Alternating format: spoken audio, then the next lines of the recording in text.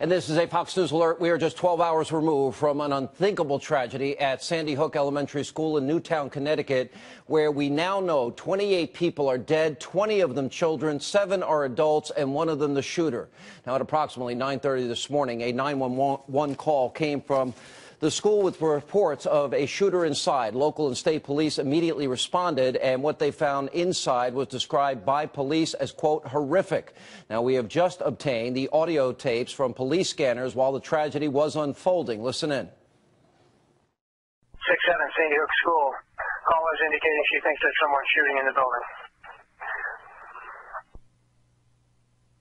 Units responding to Sandy Hook School. The front glass has been broken out of the school. They're unsure why.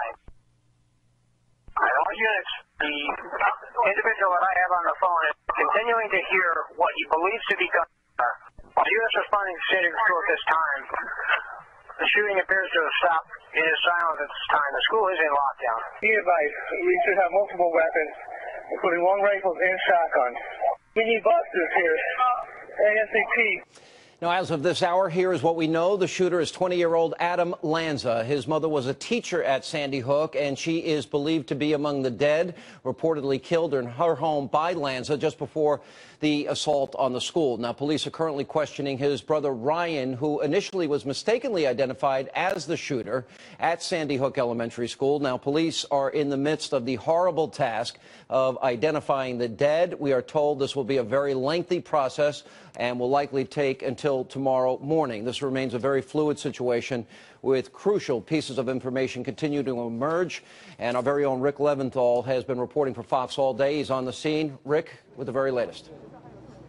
Sean, elementary schools are not supposed to be crime scenes, but as you mentioned, that's exactly what's happening tonight at Sandy Hook, where the medical examiner and teams of investigators are collecting evidence and going through the gruesome task of identifying the bodies of 27 victims, including the shooter who shot himself after killing 6 adults and 20 kids inside that elementary school.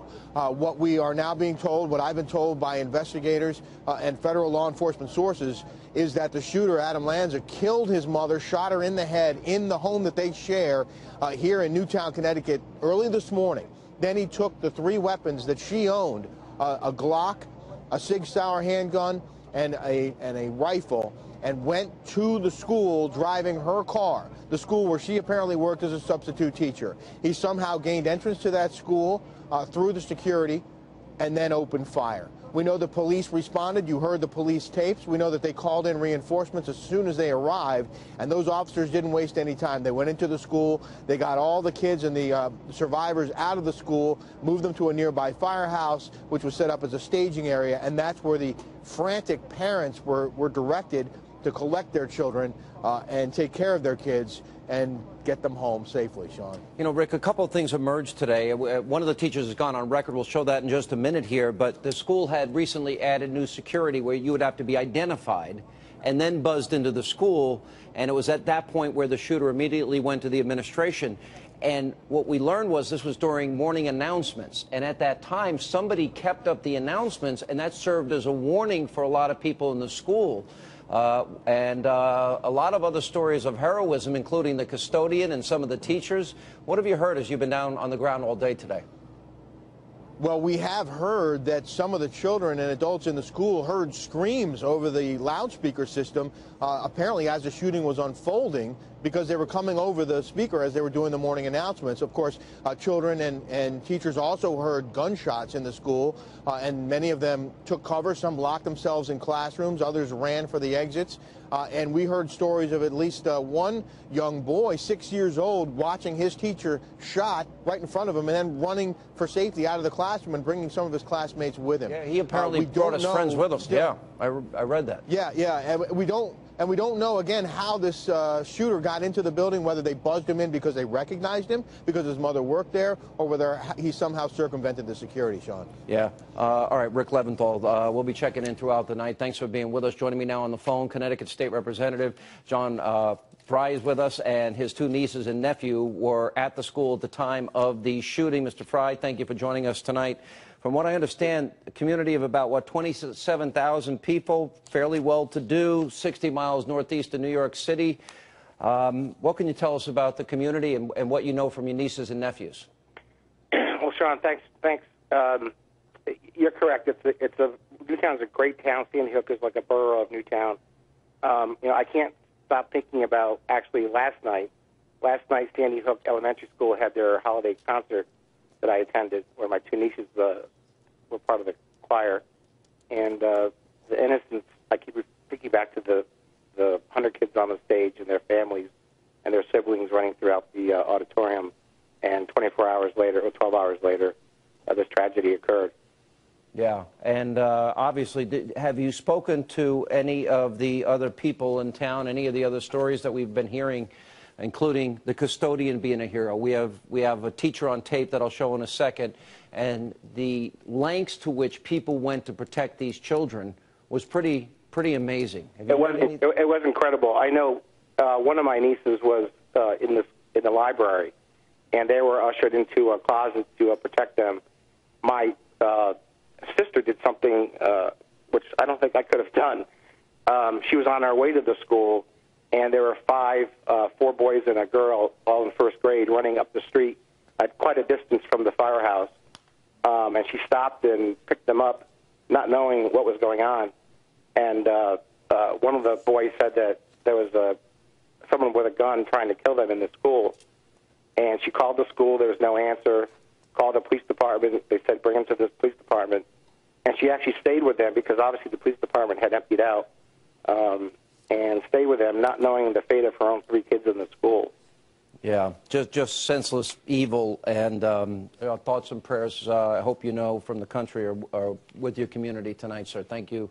Absolutely. State Representative Frey, thank you for joining me. We appreciate you being with us. And we go back now live to Newtown, Connecticut, where Fox News' own Bill Hemmer is standing by to give us the very latest details of this deadly tragedy. Bill?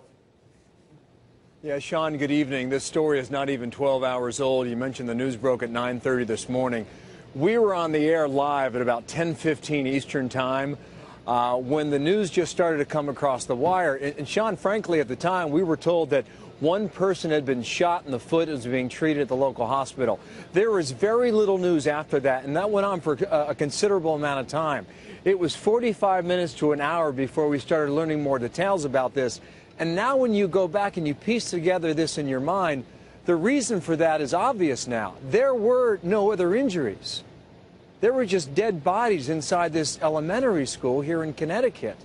And the police were then just absorbing this information and going through it from room to room themselves and trying to make sure that the killer, the gunman, was accounted for and no one else was inside. We have been told now that many of these children were told to close their eyes and run, to get out of that building, and to make sure they did not look around the surroundings where they were. I spoke to a woman about an hour ago. She has a 30-year-old daughter she's okay, but she told her mother that they were let out the back door of the school to make sure they did not pass by any of the dead children who are lying there in the classrooms where they have gone to school here. And these stories are just so chilling, Sean. Well, and when you think that we're learning about this news for the first time, it just blows your mind, the level of evil that rolled through this town today. I don't think I could say it any better than that, Bill. And the idea that some of these kids literally were told, close your eyes, as they walked them out. There were 3 stories that really struck me today that came to pass. One is the 6-year-old that we just mentioned, that literally, as the shooter was shooting, he grabbed his friends and he ran out of the classroom. The other, a custodian that was running up and down the halls, doing everything he could do to warn people. We have a teacher, numerous stories of teachers that were hiding kids in closets and doing everything they can do and locking doors and putting them in the lavatories and locking doors. One teacher was interviewed by ABC earlier tonight, and I want to play that for you. I put one of my students on top of the toilet dispenser. I just knew we had to get in there. I was just telling them it's going to be okay. You're going to be all right. I had pulled a bookshelf before I closed the door in front of it. So it was we were completely barricaded in. I turned the lights off. Did you tell them to be quiet? Did you worry about one of them? No, I told them to be quiet. I told them we had to be absolutely quiet because I was just so afraid that if he did come in and then he would hear us and then he would maybe just start shooting the door. So I said, no, we just have to be absolutely quiet. And I said, there are bad guys out there now. We need to wait for the good guys. They're coming down. I wanted us to be okay. And I'm so saddened that there are people who in this situation are not okay. And my heart goes out to anyone who knew them and was a part of their lives. I just can't imagine. It's hard to come to grips with, as you called this evil, and these parents, I'm sure many of them have bought Christmas gifts for their little children, and now they're planning funerals, and then Christmas Eve and Christmas Day is going to come, and they're not going to have their kids home. You know, Sean, a few other things. We are just now learning about the victims, and this is going to be the next wave in this story. And if you think it's sad now, hang on, because now we're going to meet the people who were killed inside this building. We're told the principal, she's been in the school district for years. I don't want to give her name out because it has not been made public yet. Age 47. She had 2 daughters and 3 stepdaughters. She leaves all of them behind. A husband, George, who was a teacher here in the district as well. Tomorrow morning at 8:00 a.m. Eastern Time, that's when we expect the state police here in Connecticut to give positive identification on the bodies inside that building.